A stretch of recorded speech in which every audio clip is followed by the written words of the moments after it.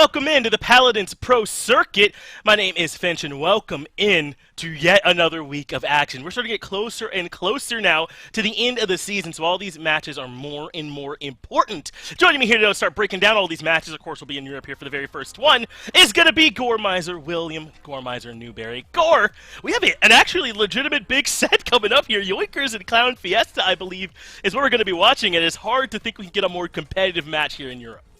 Yeah, this is the one that I think is the most exciting to see for me, just because of the fact that it is very heavy in weight. I mean, Clownfiesta, a ton of players who have been historically fantastic at this game. Yoinkers, I want to say kind of the new hotness. I mean, being able to come in and have some very impressive games so far. And the fact that they are a team that has only lost once so far, and I believe it was to Interstellar at some point throughout all of this, is even more impressive, right? I mean, both of them, though, sitting up there at the plus-minus for 22, like, that's where things get really interesting to me. They're both so far ahead of the rest of the pack, it's almost ridiculous. And the fact that, you know, you have one more set loss for Clownfiesta, but the same number of maps, makes us even tighter.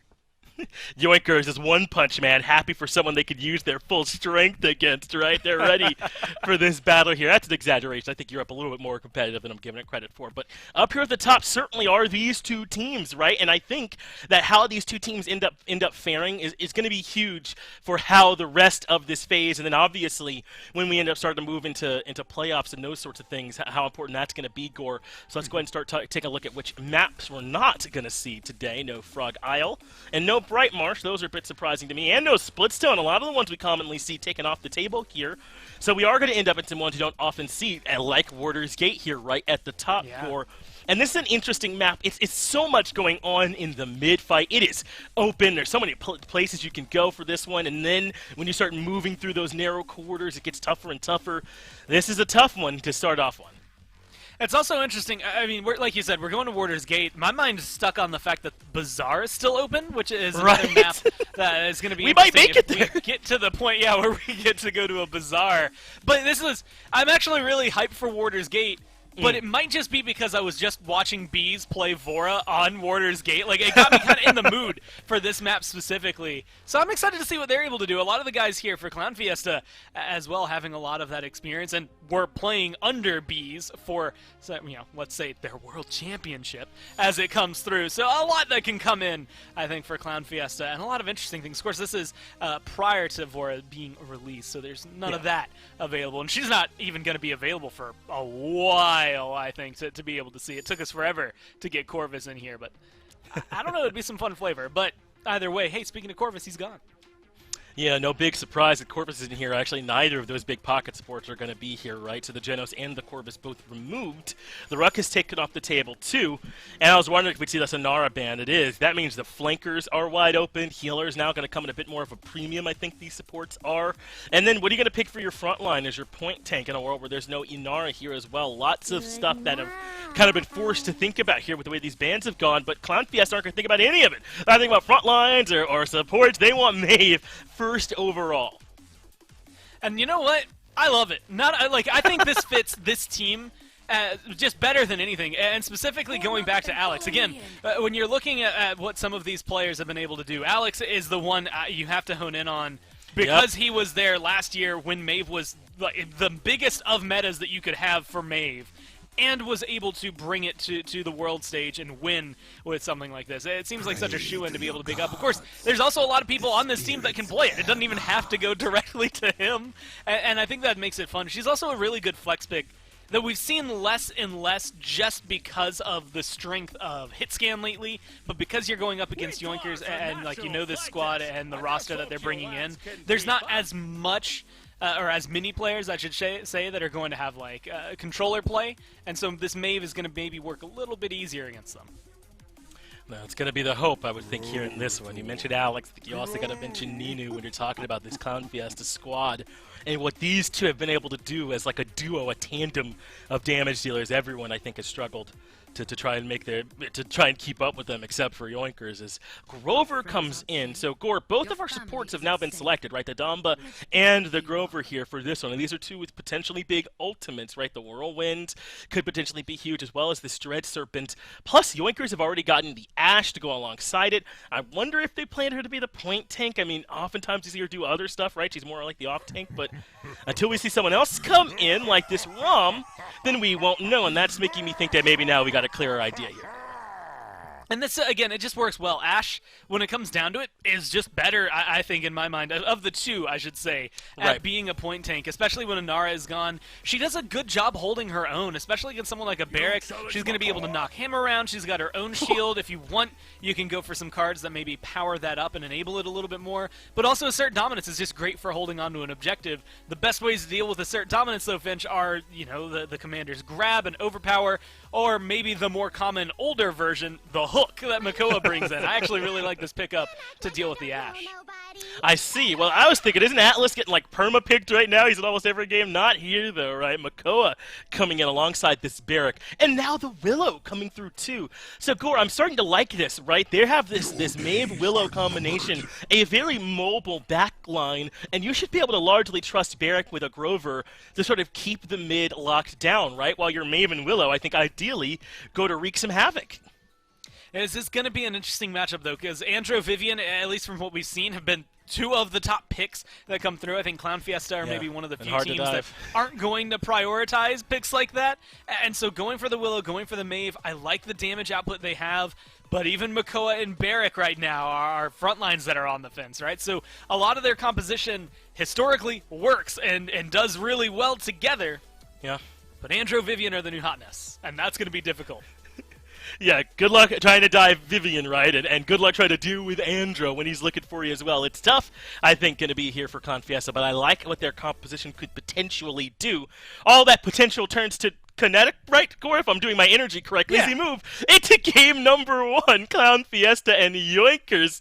And we're going to Warder's Gate, obviously, as this very first map here as well. And again, Gore, this is one that I kind of listed as one that we don't see quite as often as things like Bright Marsh or Stone Keep or some of those other maps that we're on all the time, right? So, but Warder's Gate's still one, I think, more mid-tier that you'll see a decent amount for sure.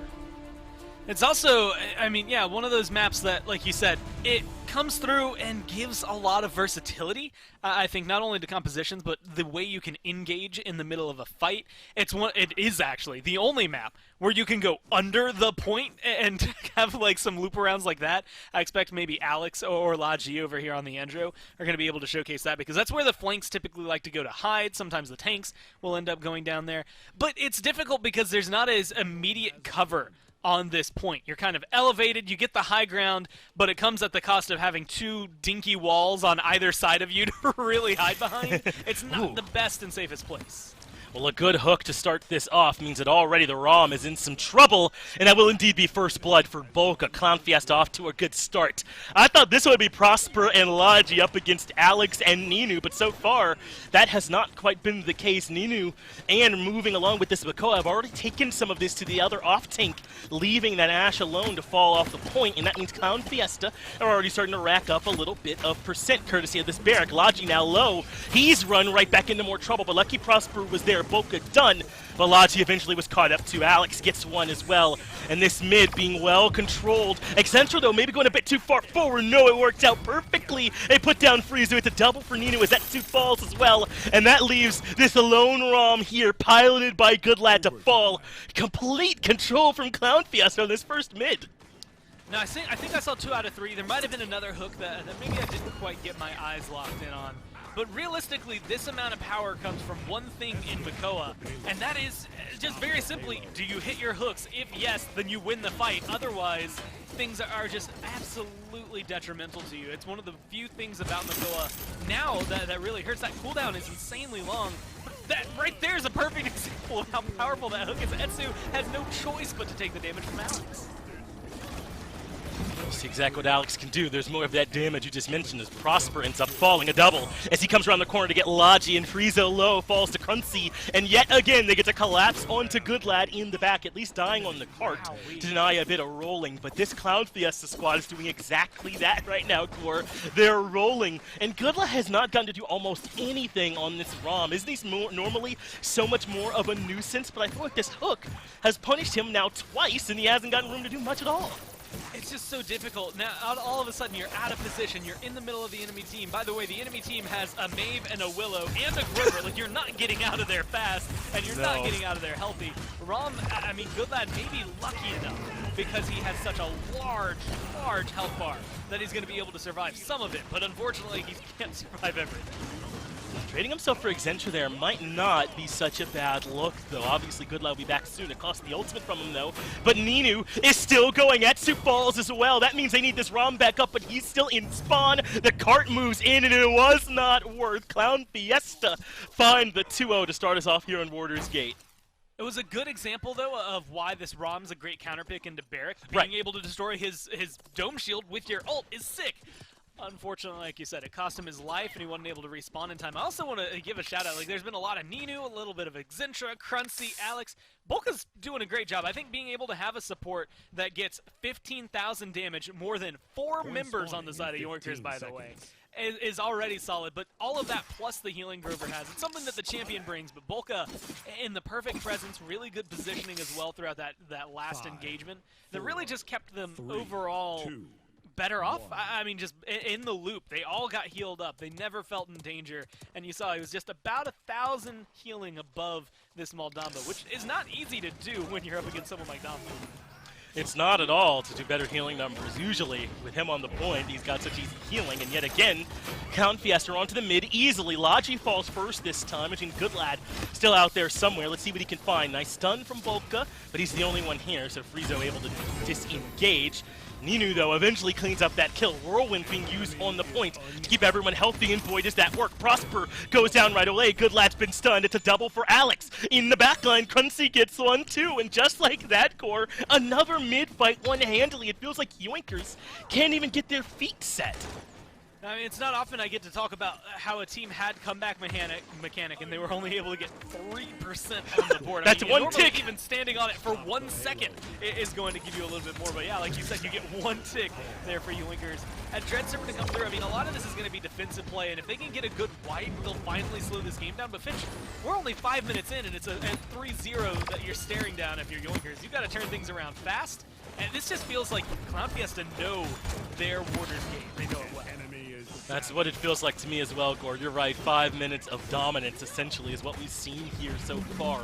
Now, there was some checkerboarding happening on these last few kills, but take a look. Not assert dominance, excuse me, but the Accursed Arm was used just now to try and slow down this push from Clownfiesta, and that didn't even particularly work. Dread Serpent 2, that's not the end of the world by any means. Those ultimates will have time to come back, but kind of just goes to show that even when they're expending resources Clownfiesta don't have, they're not winning by a lot.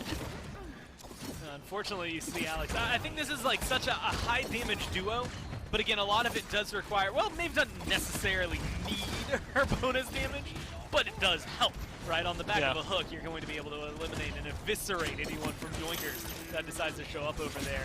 And that's why it's important if Cruncy keeps hitting these hooks and keeps Yoinkers kind of staggered into this 4v5 that feels perpetual, especially alongside something like a Midnight, it makes it easy to try and push this in. They're ready. Let's see what the idea is. It's to look for Prosper over to the side. And so far, Alex winning the duel, but the shielding proving to be a little too strong. That's why Vivian's so powerful right now. A lot of people lose that. Does eventually end up falling to Prosper, but helps set up the kill onto Ninu before we lost him. Another hook landed there by Cruncy and leads to another double kill. This Makoa is absolutely working right now as they take care of 2 more members in the back. Volka has to fall back, though. A big kill there from Logi as Exentra tries to finish off the kill. Gets him help from Alex to do the job, but I think this might finally be a little bit of breathing room here from Yoinkers. I'm saying that as Exentra tries his best to keep the cart rolling. He falls down, and indeed, Yoinkers get a little bit of breathing room for the first time. 30 seconds left means it's going to be very difficult, I think, to be able to get back, especially with that stagger on the Ninu, with full force and time left. So maybe you get a touch of overtime. It looks like Bolka is the one that's the most pushed up. Might have to make kind of like a hero play to get the OT. Yeah. I mean, they can get aggressive, but with the way Yoinkers are positioned, this is a dangerous game to be playing in Clownfiesta. Gonna be tough for them to find a touch here. Has to happen in the next 3 seconds. They're close. There's the dash in from Crunchy. He gets the touch and big healing, so he's still alive on the actual cart. Rolling forward now again, looking for damage. They forced out a couple members of Yoinkers, but Ninu and Alex drop. That's all the damage core. Gonna be really hard to win from here. Volca as well. And a valiant effort, but well defended by Yoinkers, and they finally get a point on the board. There's a small mechanics thing in there. You had kind of mentioned it. Once the shield comes up for Vivian, it's just difficult to deal with her. Alex on one of the few champions there, and Maeve, because of the arc of her daggers, it's awkward. Like, the counter to the shield is shoot Vivian's feet, right? Just aim a little bit lower. Sure. It's a little counterintuitive because you want to go for headshots all the time, but you have to aim lower. But like because of the arc of the daggers, it's just so difficult to get them to curve into the toes. And so I think unfortunate there for Alex to find that matchup. Pounce goes through shields. If he had maybe a little more damage or was able to get just one more set of daggers under that shield, then it would have been a nice, easy trade for him. But that's something that I think Prosper should lean on, right? Knowing that that matchup specifically is one he can take pretty happily and pretty easily. Ninu is going to shred him if he ends up taking that one, even though your hit scan should have the matchup versus Willow. I don't think it goes as even as you'd like. Another Midnight coming out early here from Clownfiesta. They use it to maintain this mid position to kind of keep Yoinkers locked inside, and Etsu cannot even force his way through. Too much damage from Alex and Ninu, and now the wraparound from Alex finds the back of the Vivian. Good damage onto Prosper, but not enough for the kill just yet. So in comes Crunchy for some backup, though. Whirlwind there as well, and they wanted Prosper dead, and boy did they get it. But can they afford to keep on pushing? Alex comes back and gets the better Alaji easily. That means now Clownfiesta have this mid control. They're 78% already, and this is where Yoinkers have struggled the most, contesting this mid, and it's not looking better now. Here comes the dash in from Good Lad, trying to buy his team some time. He still stands, but Alex hunts him down on the tail end. Overtime ticking down. No way in for Prosper, and Clownfiesta managed to find the first win. That was just clean. I mean, Yoinkers had a really good defense fight back, I think, from the very beginning of that second round push, and they maintained it, although, like you said, maybe narrowly throughout all of that to make it so that that 2.5 minutes didn't end up in a 4-0 for them. But then around both of the mid fights and that first push, it just felt like the Clownfiesta knew exactly what they were trying to do. They came in with a game plan. They got a draft that executed it really well. They're playing around this Makoa very well on top of it, so everything just seemed to click together for them. And you have to give a lot of credit where credit's due. I mean, Ninu's 10, 5, and 16. There's a lot of space created from the front line for him to do that. But there was a lot of work in tandem with the front line for Alex to go 14, 2, and 12. This Maeve is insanely deadly. It was, man. Alex and Ninu were just the difference makers of this, with so much damage from them. Exentra, I think, held down the mid, but it was really Crunchy that was moving up with Alex and Ninu that set it all up for them here this time, Gore. So just a nuts difference between these two squads. It's almost one of those things, when you're watching a Makoa, I almost want one of the stats to just be times he hit his hook, right? Like, out of how many times he threw it, how many times did he hit it? Because that's, I mean, a kill every time. As long as his team's responding properly, it should be. And you can see, I think we saw Prosper was able to get up there to the 72,000 mark, was 2,000 damage above what Alex was able to do, but that was still less damage than what Ninu was able to put out here on the Willow. I think it was a very solid pickup for him. You add in the fact that Dead Zone is insanely effective, especially on maps like this. It was very difficult. I never really saw anyone consistently getting to Ninu, even though he had 5 deaths. It felt like it was very safe on that Willow, and against an Andro and a Vivian, that is not easy to do, so that I think shows even more the dominance that Clownfiesta had in terms of their damage.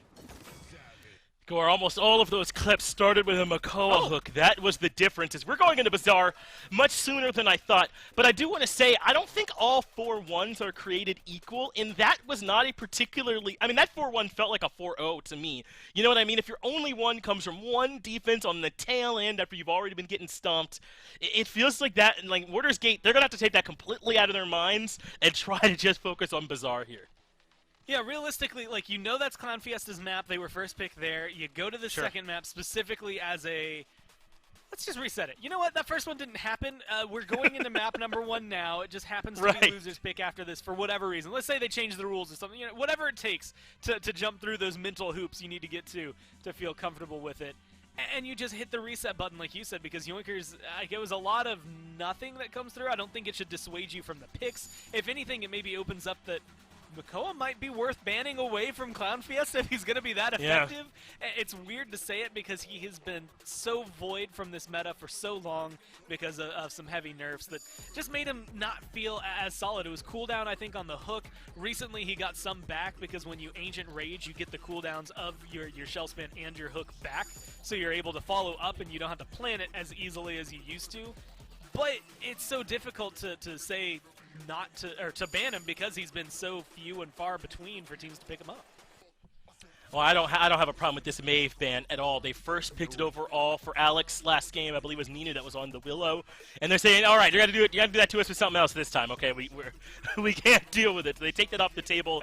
Maybe the Makoa's not as deadly if it's not pulling people back into a Maeve, I think is the idea. So the big difference though this time is that Yoinkers get that first pick. They leave the Inara up themselves because I believe Clownfiesta banned both supports in both games, and now this time they get a much stronger point tank to have. Good luck pulling Inara into her death, even hooked. I feel like she's plenty sturdy.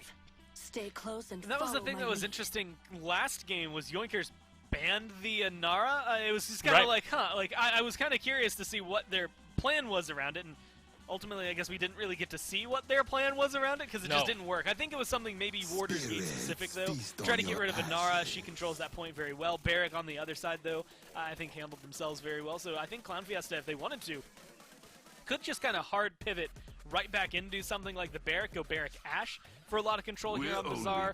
If they want to, or maybe need to, they could still bring out that Makoa because I love him, but we'll have to see if Clownfiesta still have it in him.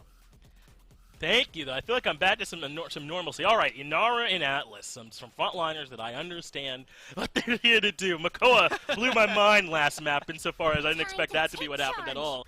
And they're going to pair with the Ying. I was wondering if we'd be seeing the Grover coming out here again. I feel like when you have an Inara, you'd like to have the Damba in a world where both supports are banned away, but Ying makes some sense. We've seen her outputting huge healing numbers lately, Gore.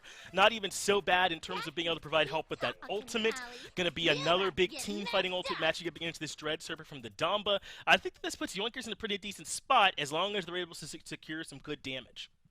Yeah, it's very solid, and like you said, Ying, it's that toss-up. Like, Grover is really good for fights like that last map. Everybody who's dealing damage or tanking is pretty much all within the same realm of possibility. Like, you might have to vine slightly to get somebody into that heal, but for the most part, you're close enough that you're going to be able to do so. This is a much more wide, spread-out fight. Not everybody's together. One tank's in the middle, one tank's on the side, some TPS are maybe hanging out towards the back. So you want this Ying because she just is able to spread that healing out. Like you said, I think Moldamba maybe even just a teensy bit better at doing that. So Clownfiesta maybe have the edge there.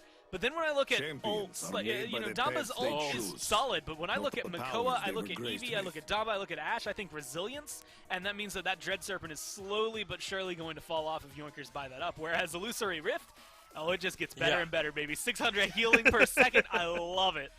Yeah, it's strong, man. That's the thing I think that kind of sets Ying apart here right now. She needs that big ultimate, and it is huge here in these team fights. Now, they do decide to go mono in these snipers. Kinessa picked first by Yoinkers. The Strix coming in later for Clownfiesta. But the big difference for me, Gore, is that Yoinkers are kind of relying on entirely backline damage, right, from a range, whereas this Eevee is going to be looking to get in there and disrupt more than likely. I wonder how that's going to pan out as this Victor could potentially do some melting to these shields if this Eevee's not doing a good job of kind of keeping him busy.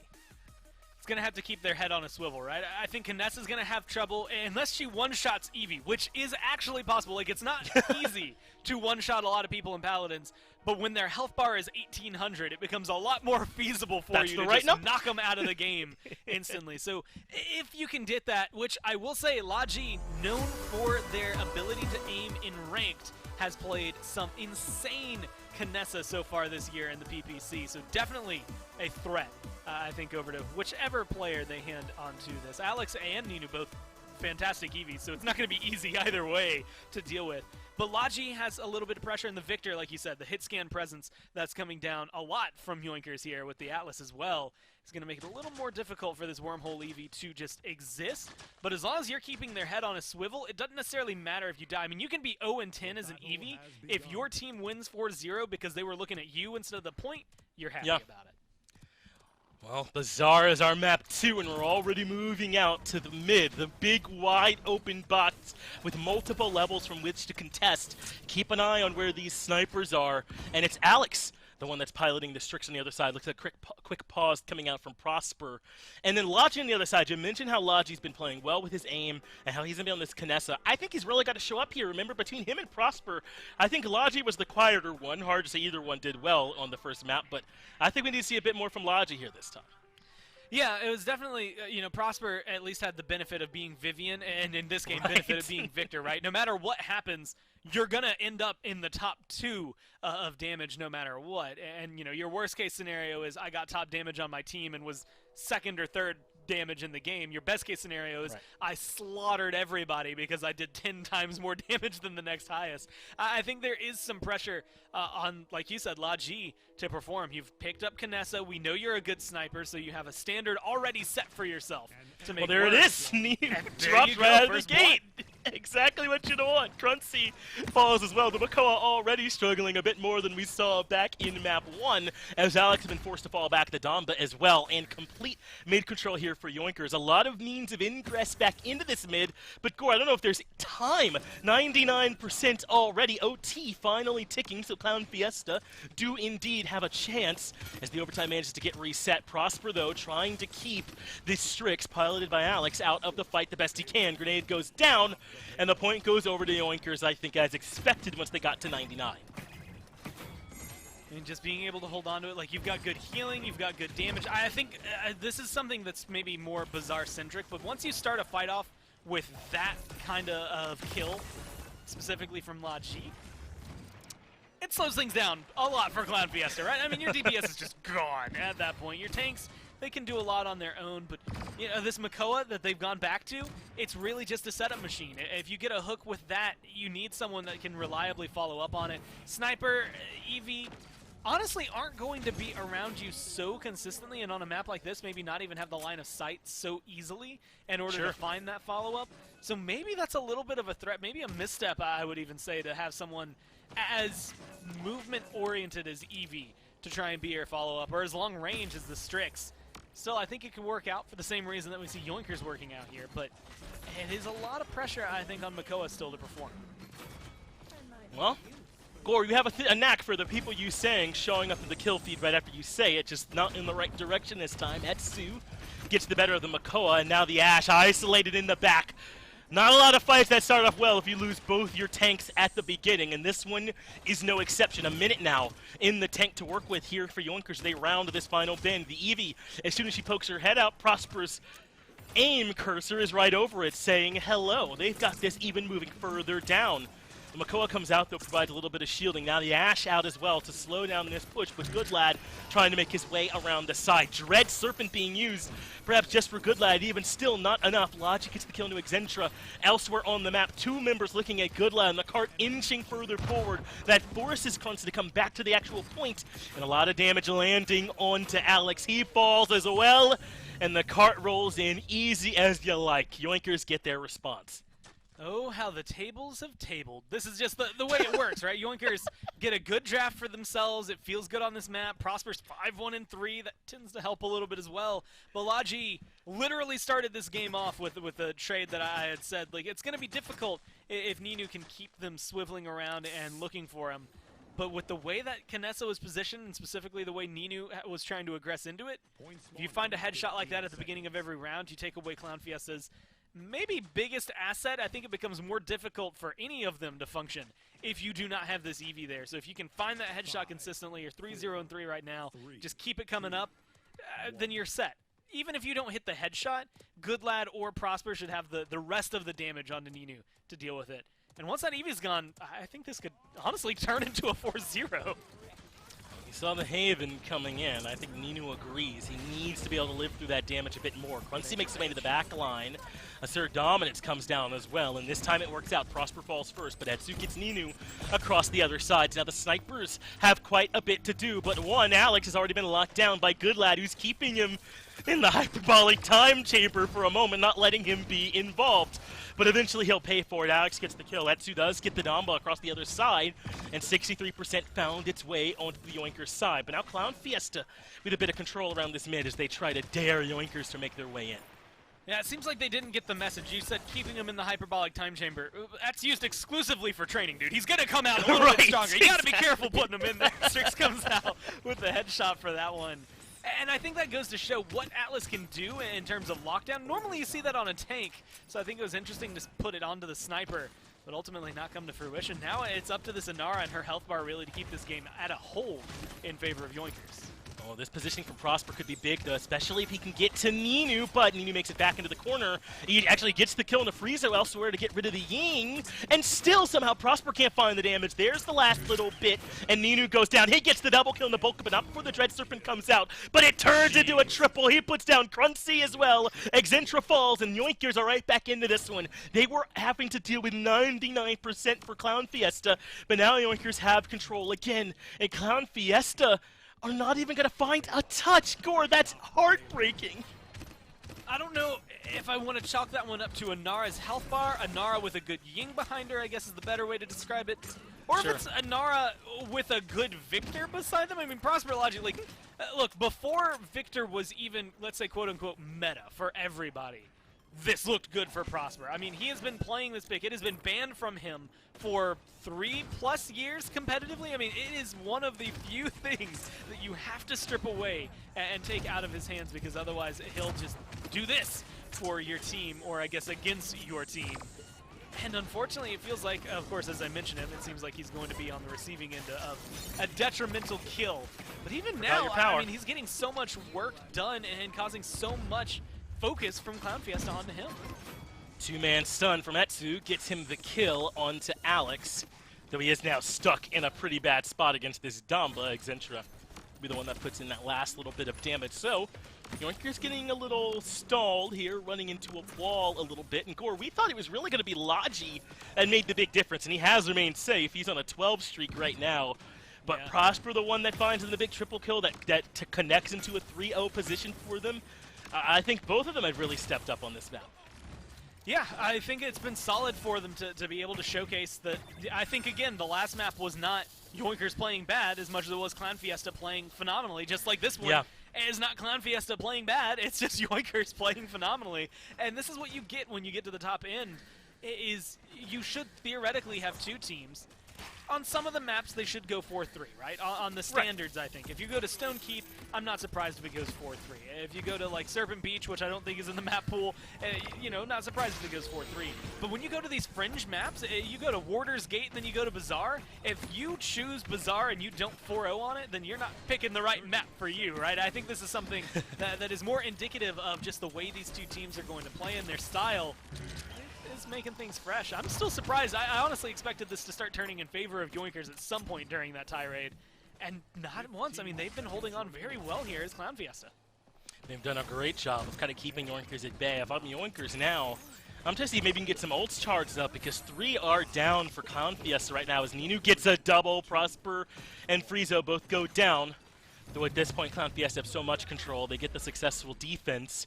And hey, Yoinkers have 3 ultimates, they're not too far from Seismic Crash as well. Maybe a nice advantage for them coming into this next mid. Yeah, honestly, being able to maintain, like you said, some small advantage into this position is going to be solid. Having 3 ults as you had highlighted. Let's say 4. Let's round Etsu up. He's at 89%. Yeah, Etsu's close. So that's it. As it comes in, 4 on your side. When there's no Ancient Rage on the other, no Dread Serpent, I guess you can say no flashbang, but let's be honest, who's counting flashbang over there? It's just not going to feel good. Again, you know, Logi, first off, 5-0 and 8. But even if you get resilience, if most of those ults are up, they're all getting affected by that item, so it's even more dangerous to come through. I'm surprised to see only 2 people on Yoinkers have it. I feel like it's such a necessity here. It helps deal with the hook, the stuns, everything that can come out on the side of Clownfiesta. But it's on to Prosper Logic, and I guess as long as he's staying alive and Laji's staying out of danger, you're not worried. Wow. I don't think the Assert Dominance ever gets to come out there from Exentra. He just ends up falling. Prosper does all the work on that one. They do lose Etsu in trade, though, so a frontliner for a frontliner, but losing Nara, I think, a little bit differently, as the Yoinkers do have control. Remember, this is what hurt Clownfiesta last time, giving up a lot of percent early. Even though they got to 99 later, they were never able to recover from losing the point again. So I feel like they got to get in here a bit sooner, and they have. They've stopped him at 51. Nice snipe there from Logi, almost up to get the kill, but Etsu does find Exentra way in the back, but they've lost their healing, have Yoinkers. They've lost Friezo here at this point. Now the ultimate coming out from this Eevee to try and stall things a bit further, but has been caught by Prosper. That's great shots, and Yoinkers back in control. Honestly, there's not a lot you can do about it. That Ying's back. Ying plus Inara equals frowny face if you're on the other side. I mean, you need a really good hook, a really good Ancient Rage here from this Makoa to turn things around. The Makoa is in as anticipated, but Etsu looks uninjured. As long as he is here, then the Yoinkers have a chance. They have forced Crunchy to come off of the point for now. No one is touching as the overtime comes down. Crunchy stalls it again, but as you mentioned, the barrage comes out for good damage. Not enough for a kill, but it puts Crunchy in kill threshold, and they're able to hold on a bit longer. But now both teams have given up. It's back to neutral on this midpoint. The Inara is there, as is the Ashe, and they're keeping this one even. Yoinkers at 99% still do not have sole claim to this mid, but if they can get rid of Good Lad up there, then things look better. They pushed him off. Overtime is ticking down, and Yoinkers are able to get the win. And that's just, it looks like body blocks from the Inara. I was expecting that fight to continue going for a little bit. My Here It Comes was not for the end of the game. I was watching Illusory Rift as it charged up. It was a 99. It was almost there to be able to tick over.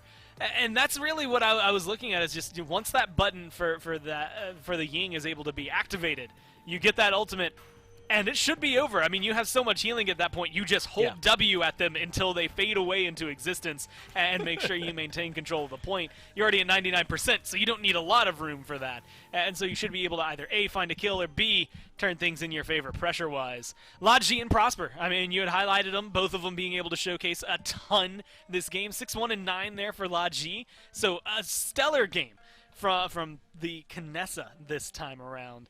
And you get positive tanks, even tanks. The only person who went negative on the team's Friezo, and honestly, you're support. You're not supposed to be getting kills. You're just supposed to make sure those healing numbers are high.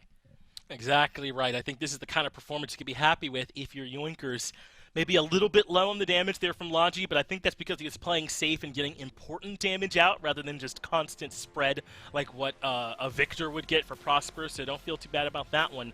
As it's just been a great game from Yoinkers all around. 2 now dominant 4-1 maps in a row, Gore. And I wonder if, kind of as you said, the maps have kind of been the big difference maker. Who came in with a better understanding of how to play on these less than usual maps? And it always has a little bit of a feeling like that, right? Like when you come into a specific map for your team, like you're going to choose one that you know very well, and we just saw 2 maps that, let's be honest, when was the last time we got to see Bazaar? When was the last time we saw Warder's Gate? You don't see them too often, and so when you're competitive, you have to choose. It's actually part of the reason there's a map pool to begin with. You're trying to compete for, what, 14, 15 total maps if there's no map pool. Even now, you're trying to learn how to play 10 different maps, and you're only ever going to see 5 of them in the set. And so you have to figure out which ones are you going to be scrimming on, practicing on. Bazaar doesn't come up too often. Maybe Clownfiesta just kind of chalk it up to, you know what, this one normally gets banned. Maybe they'll ban it. And then it didn't, and then all of a sudden you get taken there. And it wasn't even a bad performance from them either. I think they played it very well. They were able to at least keep themselves in it, the same way Yoinkers were in the map before on Warder's Gate. But now you're heading into familiar territory.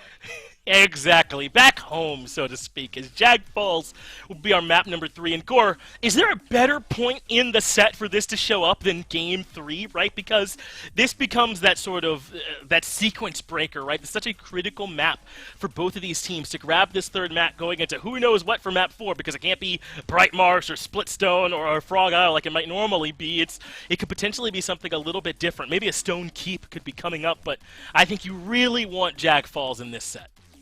Yeah, I honestly wouldn't be surprised if the rest ended up being, like Jag Falls, Stonekeep, as you had highlighted. And unfortunately, they can't then shift to what I have qualified, I guess, as the other standard, which would be, Serpent Beach, still technically out of the map pool as of right now. And I'm crying on the inside, I promise. And that's actually not Ice Mines? sarcastic. Is that I not really 5 am. year? I love myself Serpent Beach. I really wish it was back in here. But yeah, then you start going to Ice Mines as a potential game number 5 for maybe a tiebreaker. But this is like the map. I think this one, maybe even Ice Mines for map number 4. This is the one that you pick if you're Clownfiesta to get ahead fast. You know it's a map where you can play, I want to say, almost anything. You could probably pull out some weird flanks. I mean, we actually saw Moji here last week.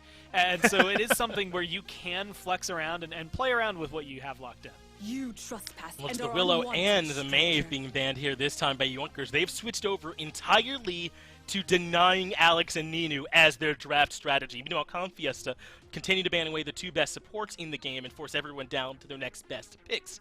And I wonder if Yoinkers are going to continue to be cooking with gas with this strategy here, or just denying those 2 damage dealers, the DPS players, their 2 best picks. It does make me a little nervous. It's a good strategy, but honestly, when I think of Jag Falls and I think of Ninu, my head fills not with Willow, but with Drogos. And again, you're not going to ban Drogos in this meta. Come on. Like, I know better. I know what I'm talking about. He's not going to get banned. Honestly, once Vivian, now that she's locked in, probably not even going to get played. But it is where a lot of what Ninu did originally kind of got on the market. I mean, when he was a blaster and everyone was talking about Ninu, I distinctly remember watching him play this Drogos at a different level, and I think it works well on this map. Honestly, even with a hit scan on the other side, I think there's a little wiggle room to pull someone like him out. But I don't think Clownfiesta are going to see this one as the game. They get the Inara, they get the Damba. That's already a lot of control. They get Makoa as well. It's a lot of setup. I think as long as you can trade it out. What was it? Last time they had the Strix. It was a little too long range, plus the Eevee, which could be there, but maybe not as consistently as Makoa needs when he gets that hook. I think if you swap that Strix out for something a little more close range, then you're going to end up in the same position you were in map 1. Yeah, they might even be able to end up with a Victor down there, depending. We'll see where this Clownfiesta want to go. Looks like Yoinkers, though, might have had the right idea by banning away this Inara gore, because as soon as it was left open and Clownfiesta were in the first pick spot, they took it. This is the first time that both those happened at the same time, and Clownfiesta did not hesitate to grab it. That leaves Yoinkers in a bit of a tough spot. They do still get Atlas, who's pretty premium right now, but they also take the Nando. So it looks like Fernando going to be the point tank idea for them here on Jag Falls with that big shield, and they'll be sending Atlas to move around with whatever they pick for that additional DPS in their last slot.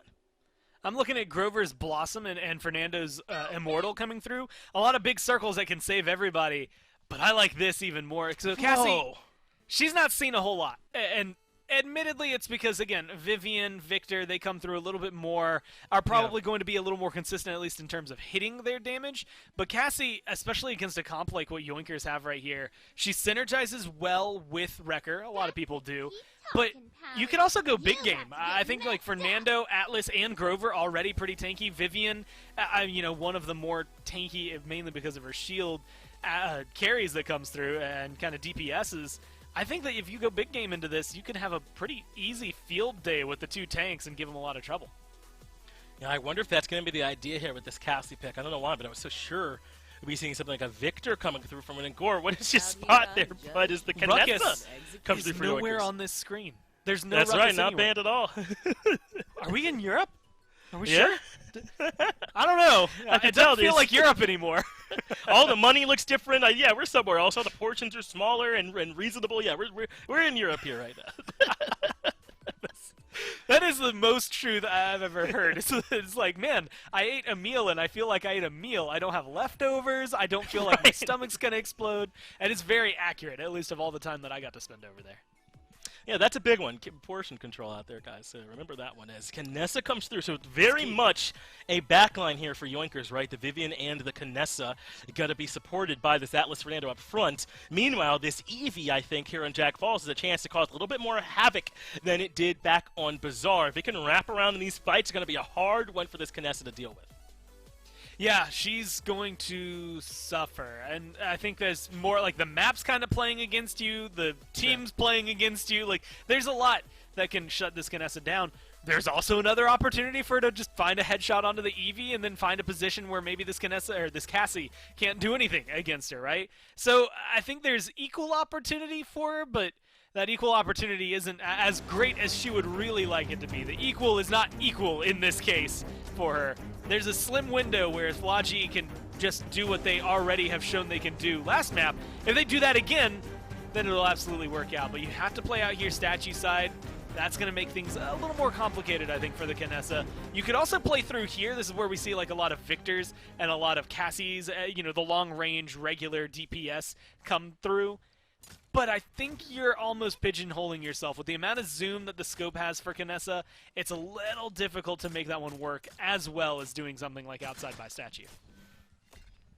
We'll get our chance to see where everyone's going to line up on Map 3, Jag Falls. We're all tied up 1-1 between the very best teams here in Europe, Clownfiesta and Yoinkers. And so far, this set has given us everything we expected. Xentra makes his way out first. Tons of damage coming his way from Logi on the other side. Looking to have a repeat performance from what he had in Bazaar. Barely, though, does that Eevee make it back out of there. Gotta assume that's Ninu on that pick here again. No chance to look and make sure as Xentra so far getting the better here over this Ares, the Nando pushing him out of there and controlling the mid quite well. First blood though does go to Logi. This Cruncy on this Makoa has struggled since Warder's Gate. I know it worked really well then, but since then it has not. Yeah, it's been, I just want to say back and forth, although here we get the Cassie. Finally getting some kills. Ninu, I want to see step up. I want to see this Eevee go big, partially because I want to see Eevee has some success. It's been a while since we've really gotten to see her step up, but also just because I know that Ninu has it in him. It's just difficult, again, against this kind of composition. Vivian and Kinessa are going to make it just immeasurably difficult in the back line. I mean, you get back there, you're going to have to wormhole back almost every single time. The best place you're going to be able to get your damages onto tanks, and that's not really what you want an Eevee for. She's going back there to be the assassin. Prosper does get another kill, and Yoinkers do seem to have some decent mid-control. They know which side Clownfiesta are stacked in, though Cruncy does dash across to challenge from a different angle, but he's got to challenge quick. They're at 93%, but Good Lad moves off to come take this fight instead. They give up the mid, and he is able to rewind back as well. Cruncy now in some trouble and falls, though Etsu does drop on the other side, so now they have this Inara to deal with without a second tank, but they get the kill into Alex as well. A lot of the damage removed. It's mostly Ninu now carrying the damage load here for Clownfiesta until his squad can rejoin. Xentra back into a corner, takes a ton of free damage, and Good Lad tanks it all as well. The Dread Serpent even coming out, but Bolka looks like he's the one who's scared as he's forced to go all the way back to base. That means the Yoinkers now have some control over the mid, and Clownfiesta fall behind. And this is a solid start for him again. I think a lot of it is that trade. I mean, it's going to sit there on the kill feed for a little bit. Logi versus Ninu. If it goes that way, then the odds are, I think Yoinkers are going to be able to control the fight. I think this is just unfortunate. Cruncy is not having a bad game, but doesn't have the easy follow-up. I think Cassie is maybe the one to best do it. But Eevee isn't going to be having an easy time either. I honestly feel like you could have gone with the Willow Band away. And even though I think he might have had even more struggles for it, and an alternate universe, there's me talking about why Drogo's wasn't a good pick here. I actually think it could have been an interesting pickup for him, at least to throw some spice against Yoinkers and have a different style, because this Eevee, as of right now for me, Finch, it's just not hitting the marks I needed to. I mean, look at the payload. It's already in the base. It's coming around this last corner. Unless something big happens in the next couple of minutes, it might just be a conversion.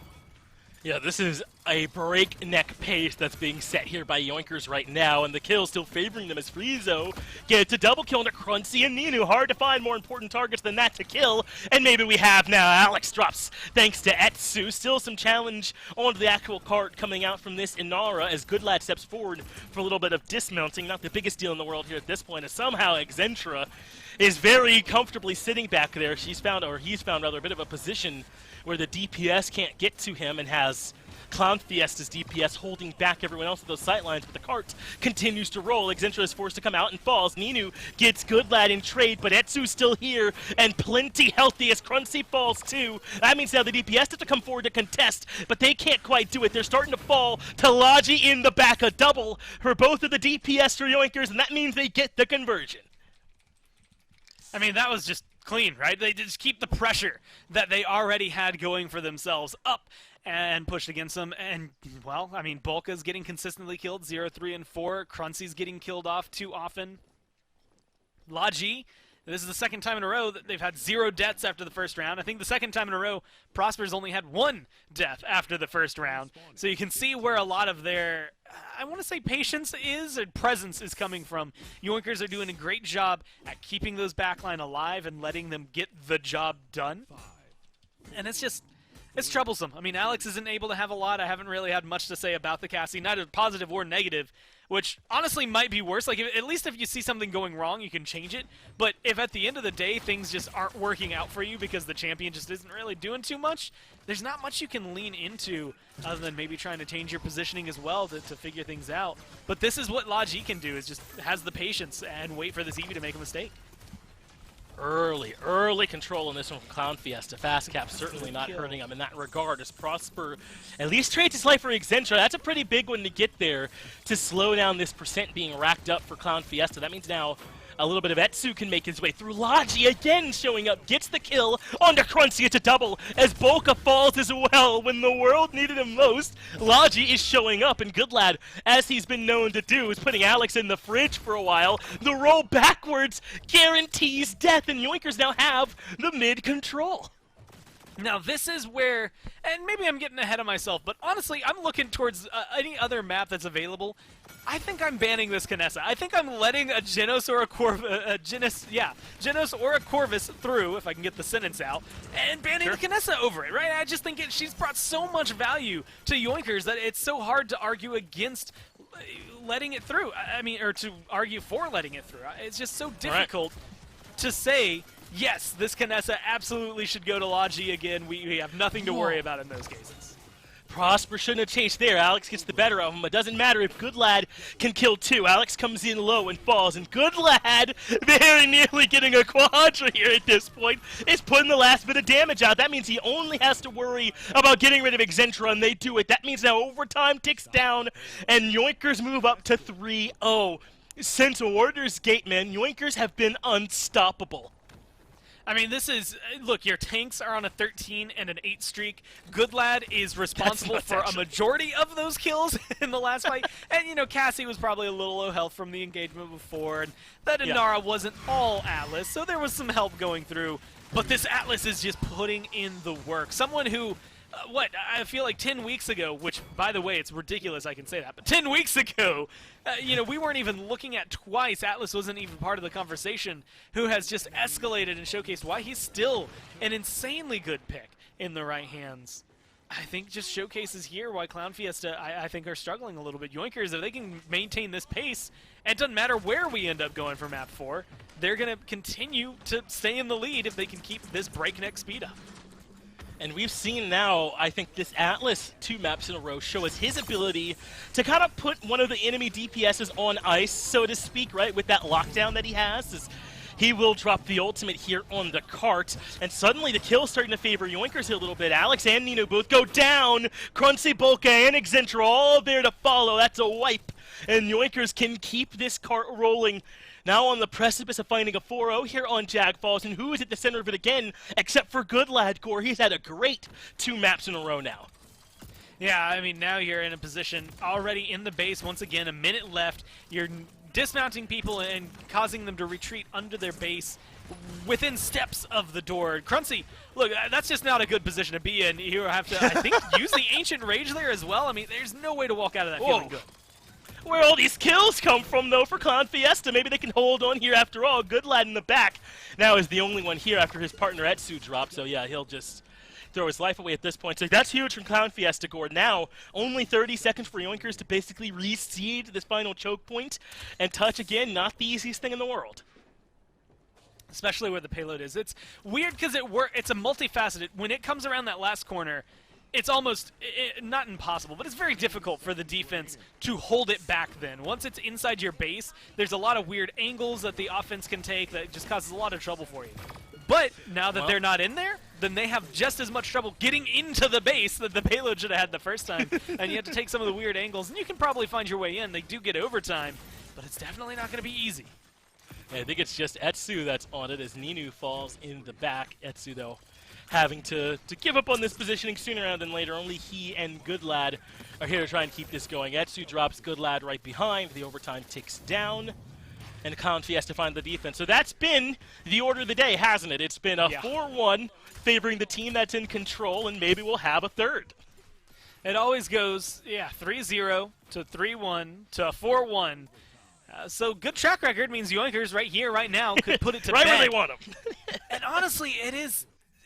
I'm having trouble arguing against it, Finch. Just look at the control around the point fight. I think Alex, Ninu, and Exentra have been able to have some pretty solid defenses. At least right there, we got to see one. I think that's where, honestly, a majority of the kills I think we see for Ninu and Alex are coming from is these fights on the side. Maybe they're picking up some scraps, but they're not really locking anything down for good. Cruncy was, what, 1-9? Bolka's 0-8? That's just not going to fly here. For Cruncy specifically, if this round, whether or not it goes their way, doesn't end with him being 4-9 or with way more assists, then you're going to find yourself in a position questioning this Makoa again. A great spot here so far for Yoinkers, but can they hold on? Remember, Clownfiesta, with that comeback mechanic, if they can get some control, they're in a great spot. They're all stacked up, though, on that right side, the waterfall side. They'll move in with Ninu first, who drops the ultimate to clear some space. Cruncy comes through the backline looking for Logi, but Logi escapes. Ninu falls once that ultimate runs out. But low in the back, though, is the Atlas. Logi ends up falling. Prosper does get Alex in trade, but Boca has nowhere to go. A big kill for Etsu here over on the side, and all the while, Yoinkers still have control. All the while, the Nando still posts up on the point. Exentra in danger of falling. Good shielding coming through, but it will not save the life of the Inara. Cruncy will fall delayed, and that means now the mid-control belongs to Yoinkers, and Clownfiesta have got to find a way in with just their DPS right now. They do not have any tanks, so it's going to be Ninu that does it first. Eevee, so good at buying time, but this time it's not enough. 93% and climbing here for Yoinkers, but they come off the point, but not much. Yoinkers grab the win 4-1, as everyone has grabbed the win 4-1 so far in this set. There's only two ways I can think about the end of that one. I guess on one side, there's the fact that if you've ever played Eevee and you've been in an ice block against anything like an Atlas, a Victor, any hit scan, that's your experience, is the minute it drops, just all of the damage comes in at once to pierce you. It's like a firing squad on the other side. But I also think it's just unfortunate when you look at it. Yoinkers, maybe a little bit of skill, a little bit of luck that comes into this. But look at the last three people that are alive during that point fight. You lose Etsu and Logi, but you keep Friezo, you keep Prosper, and you keep Goodlad. You keep a tank, a healer, and a DPS. Probably the worst combination of all of that team as well for Clownfiesta to have alive. I think that's just good for not only Goodlad, because he went 17, 5, and 13. He out-fragged Prosper Logic here in this game, which is, I think, just insane to think of from your front line. But, Prosper's able to put out 100,000 damage. You have, over 100,000 healing coming in from Friezo. All three of those staying alive just means that it's going to be bad news bears. They put that point to bed the minute it was those three in that engagement still. With the 64,000 damage, some of those were last hits, but I think that's why Atlas is so popular, right? It wasn't as if he was stealing all of those. 64,000 from your tank, I think you take that every single time, and they were still up in the 90s for the actual DPS there for Yoinkers, so an excellent performance from them from top to bottom here on Jag Falls, and maybe, Corey, you were right to predict we might see an Ice Mine tier as map 4. If I'm Clownfiesta, I just want something to break up this 4-1 pattern, because the last two maps in a row, it hasn't favored us. The Atlas, the Canessa, those have been the key picks, and the Vivian that have helped Yoinkers turn this one around. And the good news is, at least in my mind, historically, there's a lot of picks I think that you can flex to on some of those other maps, something like an Ice Mines. I would say like a Splitstone Quarry as well, but that's been banned. That could maybe change pace, but realistically, I think you need to do a massive shift here if you're Clownfiesta. Again, go back to the drawing board, think about the tanks you're trying to bring out, think about the DPS you're trying to bring out, because twice now this Eevee's come through, twice now she's felt countered the entire game, and unfortunately twice now she's gotten to make pretty much zero impact difference in the terms of the pace of everything.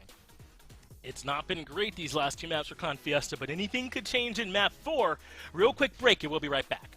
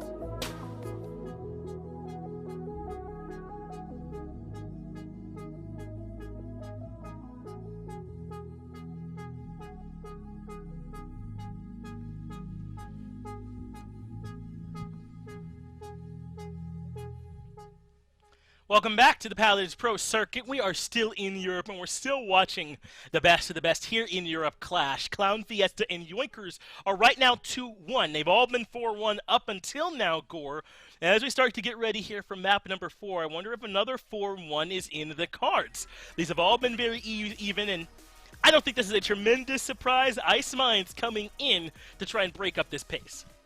I'd be surprised. So if it goes, I was talking about maps 4 and 5 when we went to Jag Falls. If it goes through, we end up 2-2 here. If Clownfiesta are able to make those changes that are necessary, I wouldn't be surprised if map 5 is something like a Stone Keep. But it all does depend on this one. There are a lot of changes, though. I think you can change both of your tanks. Again, this Makoa has been hit or miss. Game 1, it was solid. Game 2 and 3 didn't really do as much.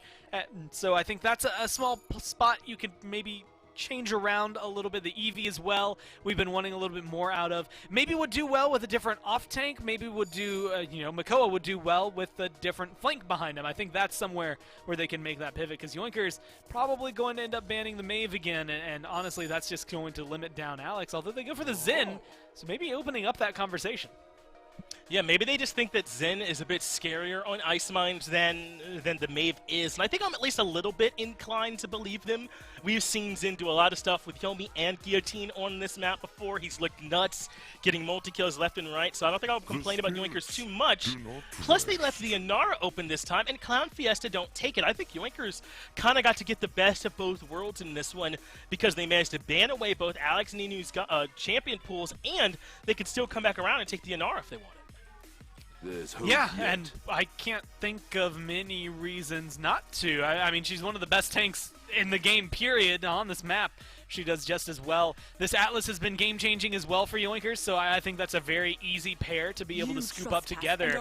And you still have the pick of the litter. I mean, they've got Grover. You don't have to grab a support right now. Corvus and Genos are gone.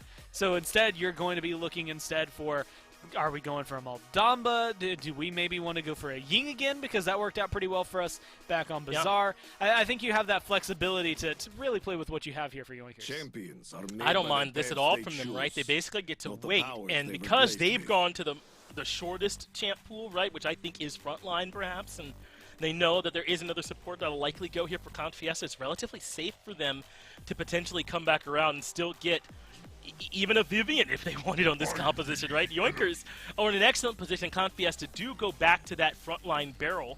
They grab the Terminus to pair with this Victor. And I don't want to make it seem like Clownfiesta have just given away a bunch of stuff for nothing. Grover Victor Terminus is a great start, especially on Ice Mine. Yeah, I mean, those I can't think of many champions that I would want in role on this map specifically more than those three. I think they all fit everything you want to do. I mean, Terminus, we've talked about the fact that he can be played in a lot of places, but this is where he was seen first and as one of the greatest for Ice Mines. In fact, there were times he was only played on Ice Mine because it's the only one that he could work on. Victor translates really well here. A lot of the stuff I just said about Terminus, also true about Victor. This was one of the few maps in the way back when where it was like, you know what, you're not going to see him often, but you will see him on Ice Mines. Whether he's banned or let through, he will show up somewhere on the screen. And Grover fits in healing on this map so easily because everything's just close enough that Blossom should heal everybody. And they go back to this Eevee Finch, and this is where things are not necessarily losing me, but she wasn't really meta on here when she was the main meta, so I think that puts even more pressure on the Clownfiesta to just perform. Rom will be the last pick, right at 50% win rate, so that'll be changing in one direction after this game. Knessa back in for Logi, though, and Gore, I know that Clownfiesta have a good draft for this map, especially those top 3 picks, but doesn't it kind of feel like Yoinkers is getting everything they want, everything that's been working for them lately? The Atlas, the Vivian, and the Knessa, now paired with an Inara and a Ying.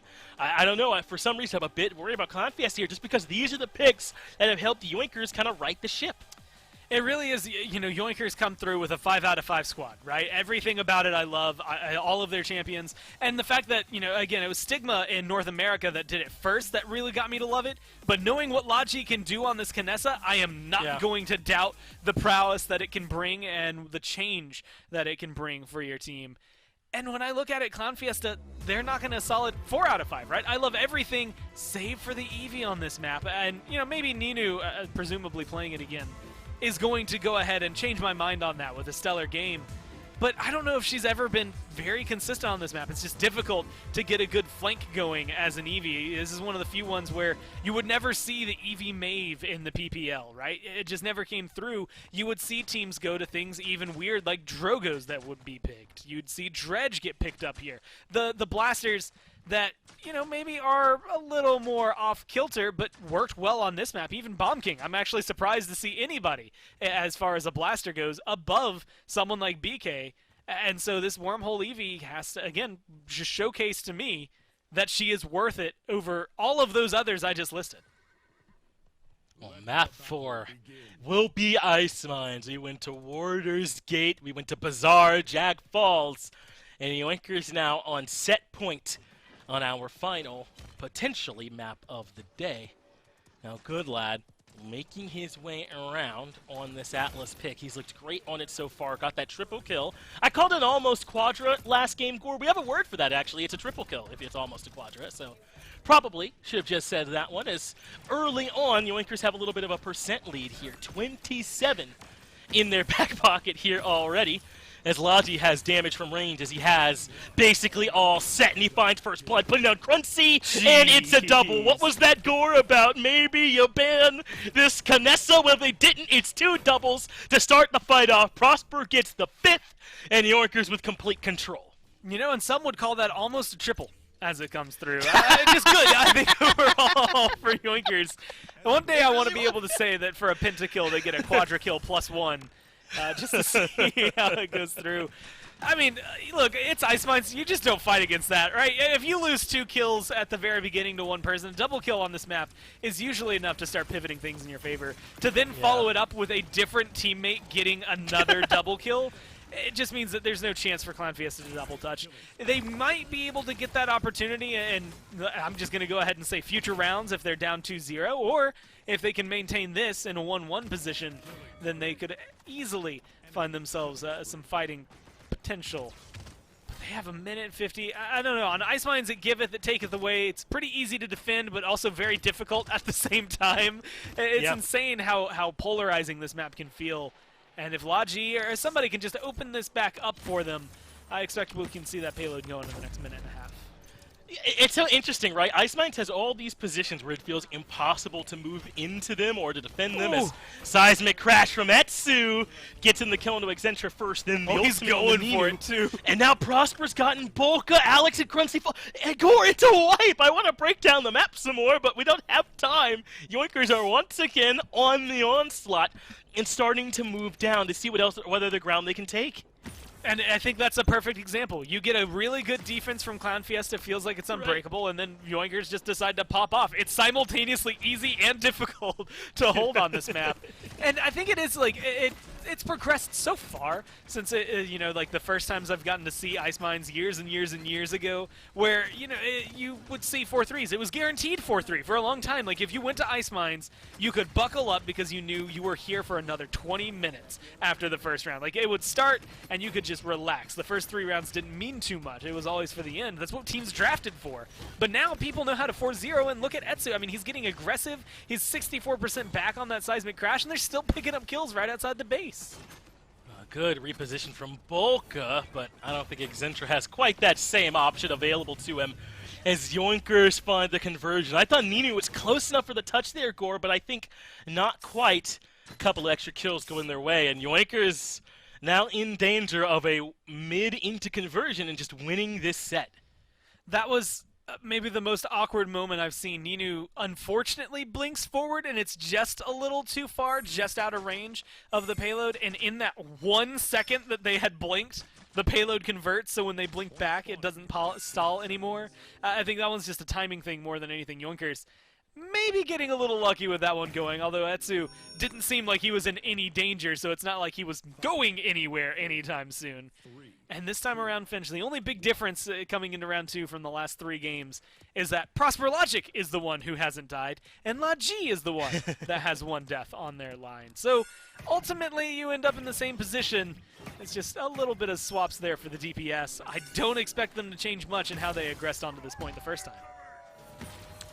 couple of good dismounts there have set up for them to start moving onto the point. But Alex gets the early damage through a barrage from Clownfiesta, and Prosper ends up falling. Now Excentra drops as well on the other direction, so it's been checkerboarding here so far, but Good Lad on the hunt for Boca, realizes where he was trying to run to, the term healing him the best he can, and that's enough for Boca to live. Ninu gets a double, Excentra gets a double, and Clownfiesta this time with control. And once you've gotten a wipe plus fast cap, I feel like the mid might just be over.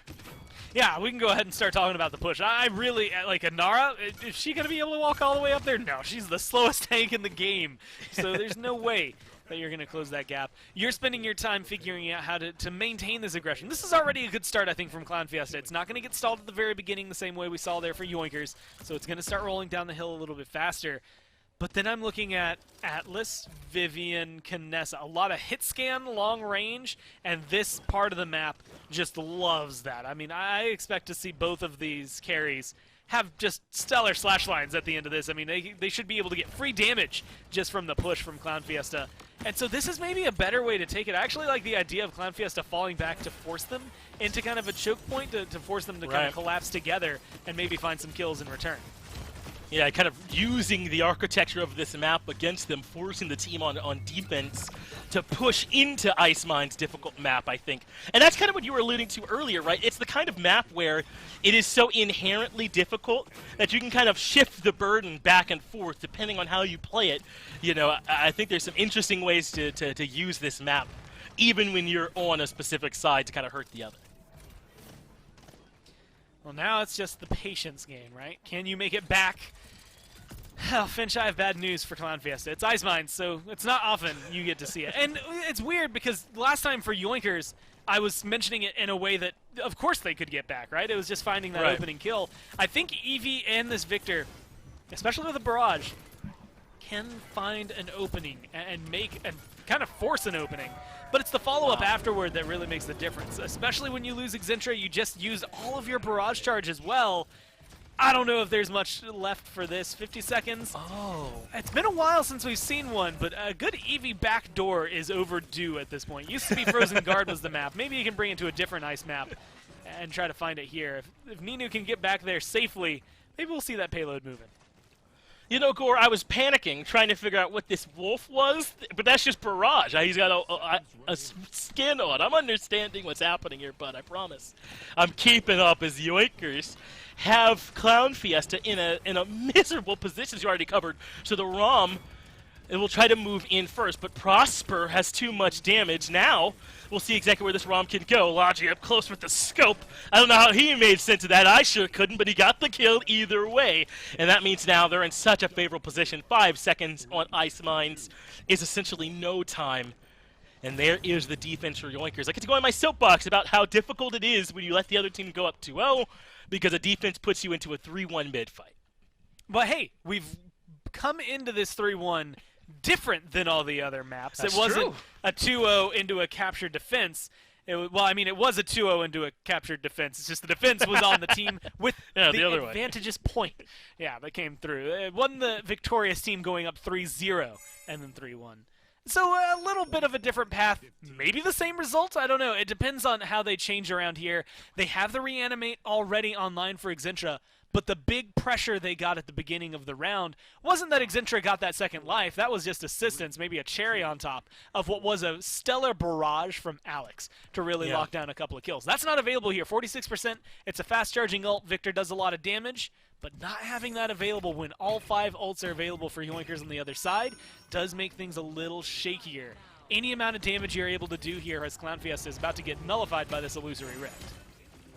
An Illusory Rift is huge. I think we saw nearly double the healing for Friezo over Bolka as Crunchy and Bolka both go down. That means now Yoinkers have control, and Logi was leading all players in damage coming into this fight, and they continue their onslaught. A double for Logi to start this off, and this is not quite as damning as it was the other direction when Clownfiesta had fast cap, but it's close score. They have to make a very difficult push to get back into this mid and find a way to contest. And already pushed up are Yoinkers to deny exactly that. 80% now as Alex has dropped. Even if they do push in, they'll have to do it out there. Victor, 93%, and they're looking for a touch around the corner. but it is not enough. It ends up a 4-1. It ends up going to Yoinkers as they win this set. I think just well played. From them 3 maps in a row, you end up 4-1s. It's kind of weird that we saw 4 4-1s for all of them. Ultimately, I think if this was a best of 7, we would have just seen a 4-1 as well, right? It would have done everything that they could have to make it come to fruition. But we'll take the 3-1 either way.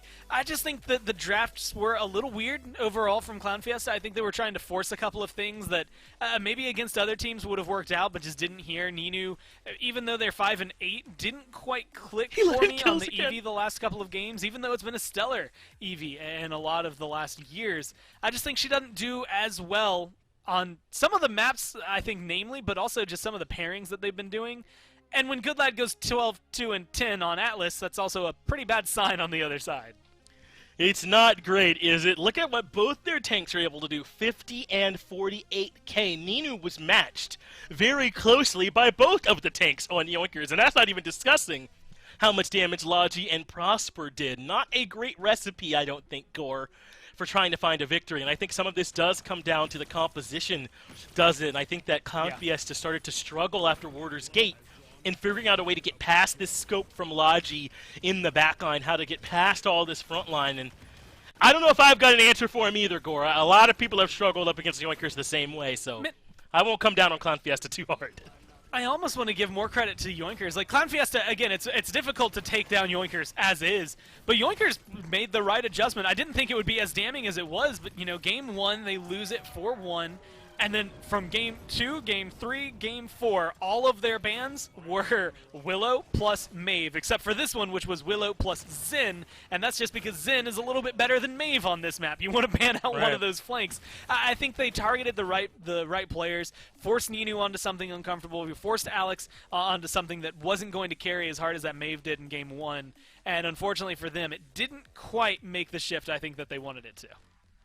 So Yoinkers 11 and 1. Unfortunately, Clownfiesta dropped down to a miserable 9 and 3. Gore, I don't know how they're gonna go on here at this point. The point is that despite how that set went, Yoinkers and Clownfiesta both still in excellent positions, and still scary if you're any of these other teams that you see them show up on your schedule. Good luck dealing with them. And speaking of that schedule, remember we still have 2 other regions to take a look at today: Parallax and Fatal Ambition. We're playing on Brazil, and then in North America, Sanguine and Snappin' are going to be playing as well. So certainly some interesting sets are going to be coming up here in this one. Gore, right now, man, Europe is tough. All these regions are stacked right now. So got to make sure you're bringing your A game, or you might end up getting 4-1 3 times in a row. It's interesting, though, because even though we see these competitive games, we still end up in a position where we're watching for who the #1 team is going to be and how long they're dominating. I mean, you got Pickled Pepper over there in North America, Yoinkers here, and then Parallax Gaming, who we're about to see. I want to see what these teams are able to do. If we just saw what the #2 team was able to do against the #1 team in Europe, then there's some questions over here in Brazil and NA as to how close that top end really is. We really want to find those answers. The best way to do that is to stick around. A quick break. We'll be right back with Brazil.